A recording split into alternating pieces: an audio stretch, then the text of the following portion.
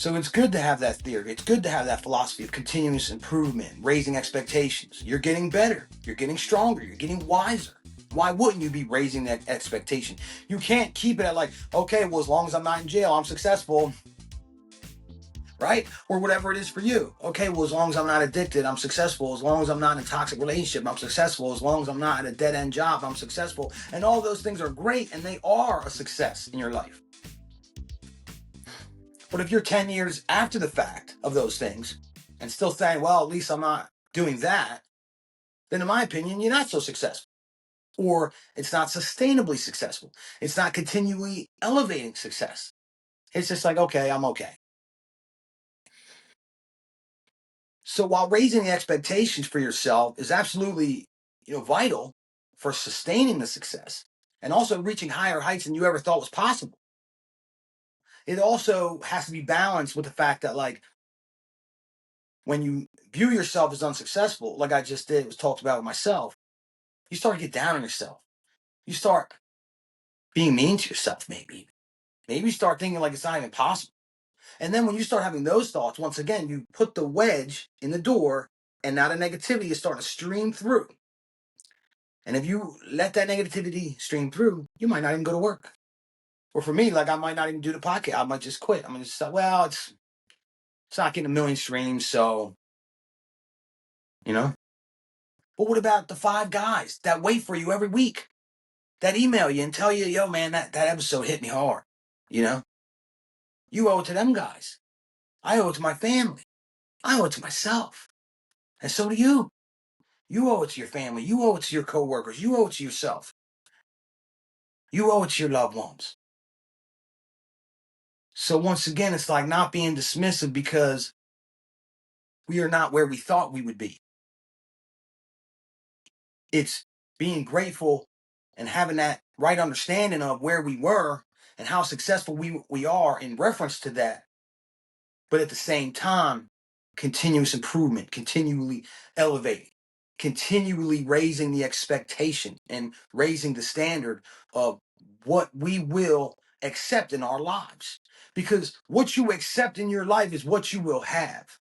I always say this to the kids when they do something that I don't like. That is unacceptable behavior, to let them know there's no argument with this.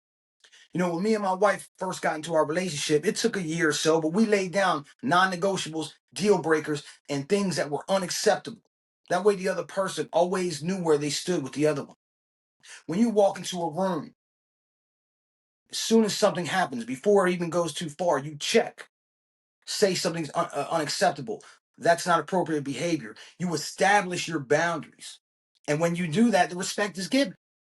It's the same way with the level of success that you're going to achieve in your life. Like, if you accept living in squalor, then you're going to live in squalor.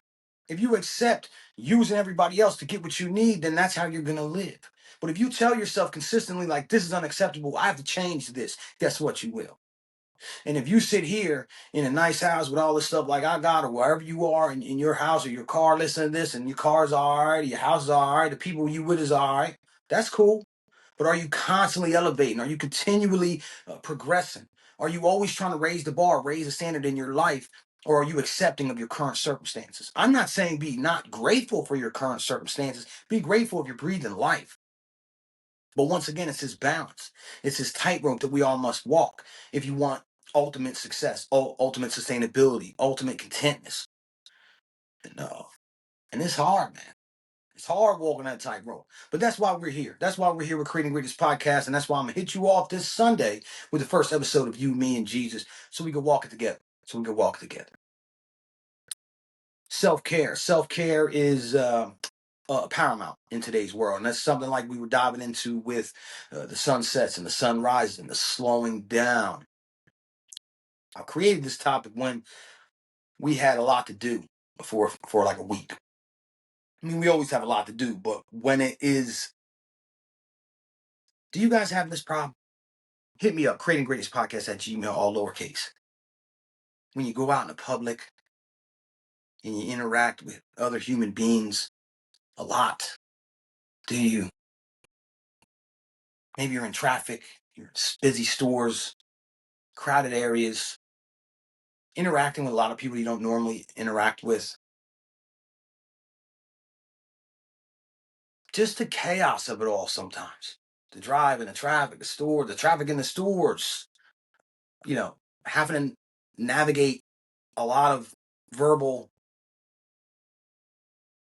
not confrontations, just situations, just regular conversation that you may have with strangers, or the cashier, someone you walk by the store, whatever, someone you need to deal with to get something done.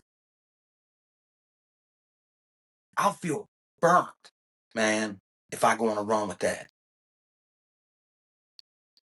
Do y'all feel like that? Do y'all feel drained when you're around all these different people?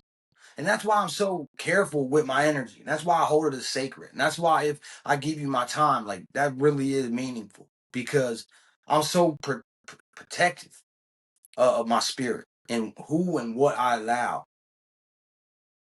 in and around me. Because uh, for so long, I had such a terrible life and I constantly blamed everybody around me. This was the wrong way to think, the victim mentality. You'll never get better if you're stuck in the victim mentality, if you're stuck blaming someone else. Now, mind you, you may be right. It might be their fault, but it's your fault that you're allowing it. It's your fault that they're even in your life. So when I changed my life, I eliminated all those people, places, things, and beyond. And now I'm uber vigilant on who shares my space, even online, but definitely more so in person. Because if I mess up or something happens in my life, guess what? That's on me. So I'm not going to allow anyone in my life that may jeopardize what I got going on because it's not worth it. Blood, no blood, that doesn't matter to me. What matters to me is, do you have my best well-being firmly placed upon in your heart? And that's what we need to ask ourselves about the folks in our lives.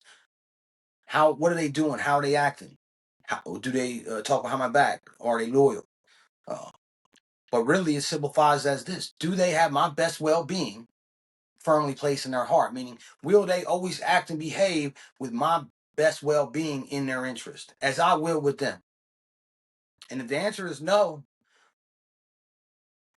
I don't care what they look like, how popular they are, how cool they are, what they could do for me in my business.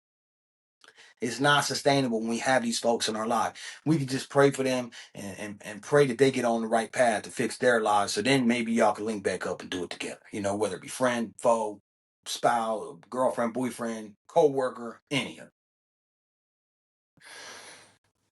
But sometimes you can't help it. You have interactions with folks, you have interactions out in public, just out of necessity. We got to get things done. And I just find it most important on those days. You ever hear the saying, it's like unknown, or maybe it's the one of the Buddhist monks pages that I follow. It's,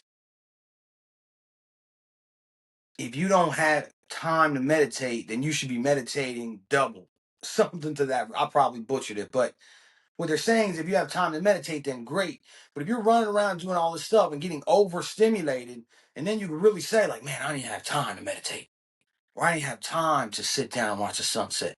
I didn't have time to sit out back for a few minutes and put my feet in the grass and get some sunlight on my skin and feel the air and hear the birds singing and just take a few breaths and just settle down, not looking at the TV, not looking at the phone, not talking to another individual, not listening to music, not nothing.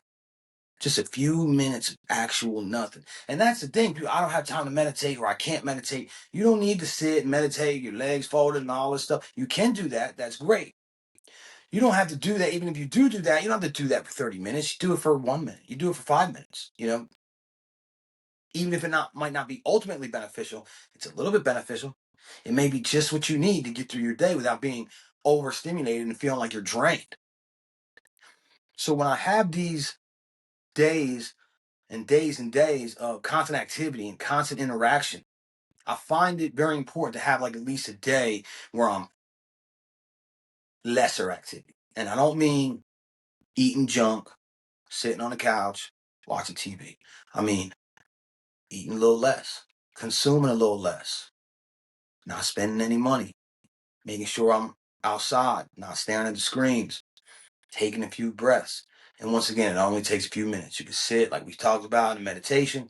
You could walk, focusing on your steps, placing your hands, like I like to place them behind my back, just listening to the sounds, focusing on your steps, focusing on your breath, feeling life, not thinking about it, feeling life, feeling the breeze.